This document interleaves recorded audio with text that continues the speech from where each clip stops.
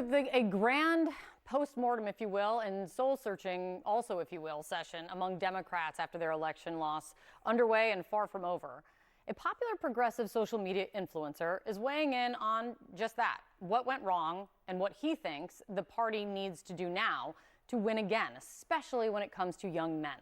Hasan Piker is a social media superstar, really, with almost 3 million followers on the video streaming platform Twitch. He's a progressive fan of Bernie Sanders, so popular, Democratic Party invited him to the DNC in August, and he sat down with CNN's Donny O'Sullivan. Here's a little bit. There's a general sense that when it comes to the world of podcasts, alternative media, I don't even know what you want to call it, that Trump did a much better job at that than Democrats and Harris. Absolutely.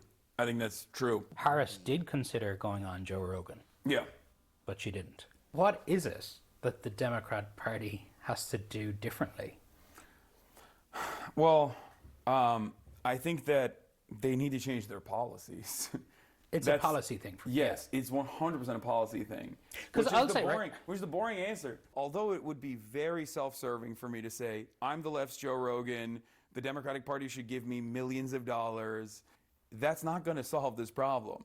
What will solve this problem is if the Democratic Party actually adopts real left-wing economic populist messaging instead of purposefully avoiding that stuff because they're terrified of upsetting their corporate donors. I think Trump speaks to male insecurities better, and I think Trump speaks to the anger that people have, whereas the other side of the political spectrum does not speak to that anger at all. Joining us right now, CNN senior political commentator Bakari Sellers and Lance Trover, the former spokesperson for Doug Burgum when he was running in the Republican presidential primary. It's good to see you guys. Thank you. Bakari, what do you think of all that, what Hasan Piker was telling Donny? I wish he was paying attention. I mean, it's patently absurd to say that he wishes that Kamala Harris would adopt some populist economic policies. Was he talking about the fact that she wanted to build 3 million new homes with housing tax credits, or was he talking about the child tax credit or the earned income tax credit? I mean, the economic policies that she laid out were numerous, and she was the one who actually put forth policy plans. She put forth policy plans for African American males. She put forth policy plans for Hispanic voters. So, I mean, I find it really troubling when people want to have a policy discussion. The fact is, more people know what was in Drake's lawsuit against UMG, and they've actually studied that more than they studied Kamala Harris's policy proposals on social media. So I don't really want to hear a conversation about she should have put forth more economic policy proposals when that was not the issue in this race at all. Bakari, don't start tipping your hand on what you know you were reading up on just before we started this segment. Do not start tipping your hand on that. Lance, from your perspective, what do you think? Do you think the gains, the support that Donald Trump saw among young men, just kind of to this conversation, do you think it was Democrats lost young men, didn't speak to something, or Donald Trump and Republicans did speak to something?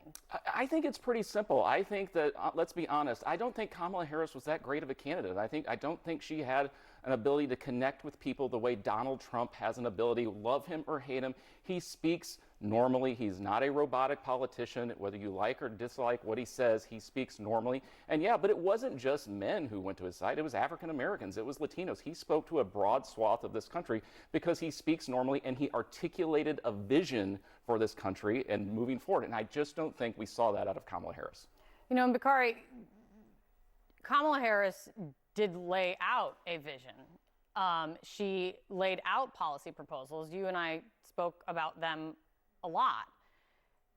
Given the outcome of the election, you now have this soul searching that is happening. And James Carville is weighing in. And as Berman told me off camera, it's like this was James Carville unplugged on the soul searching that Democrats are doing. What seemed to tee him off in what I'm about to play you is the campaign conversation around whether or not Kamala Harris should have done an interview, gone on Joe Rogan's podcast, and what impact that would have had. Let me play what Carville's take on all this is.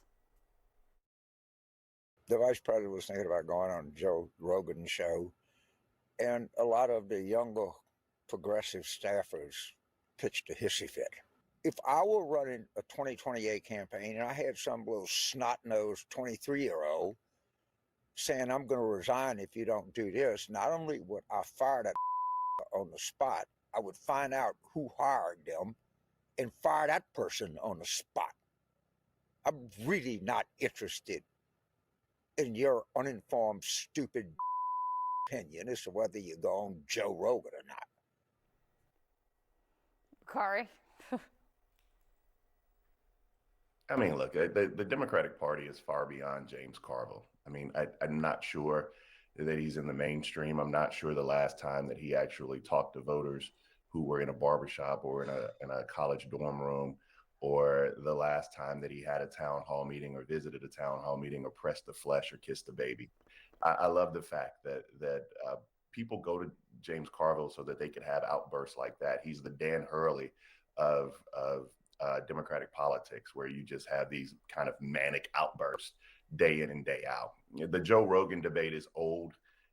If she would have gone on Joe Rogan, she still would have lost this race. Trump didn't win this race because he went on Joe Rogan. It's hard to win a race when 75% of voters say they were better off 4 years ago than they are today.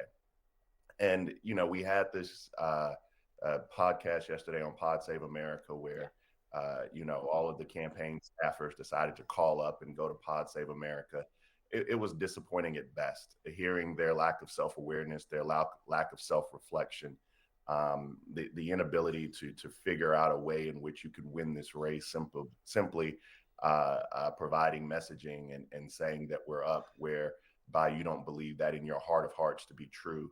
I just think was disappointing. And Pod Save America themselves have been relatively disappointing because they were supposed to be our ecosystem to compete with the right-wing Ben Shapiro's.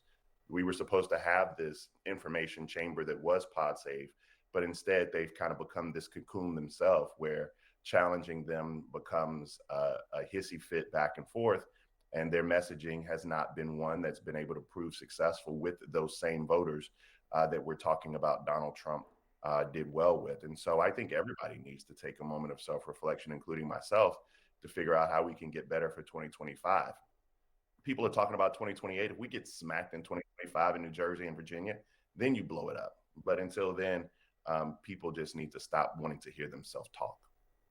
What are we going to do on cable TV then? Bakari, Come on, my friend, help me out. No. I said that's not me. That's other people. Like this is what we do. Okay, this is important for the ecosystem. Other people I'm need to stop. messing with you. We're going to end on a high note because, gosh darn it, we're just going to do it. I'm going to ask both of you. Lance, you get to go first.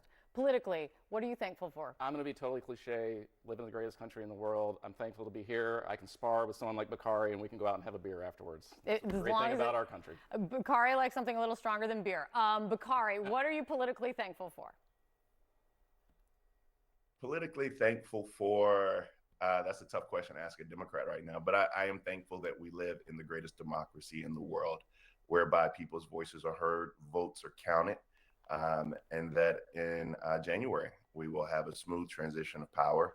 And, you know, I'm thankful for the hope that Donald Trump can be successful. I mean, I think every American needs to hope for that. Whether or not he can, I don't know, but that's the hope, and that's the thankful prayer that we make. I'm thankful for both of you. And I actually mean it this time. Thanks, guys. Happy Thanksgiving. Sure. That means a lot when it comes to Bakari. So, Lance, thanks for really over-indexing that on that one for us. Thank you guys so much. I really appreciate it.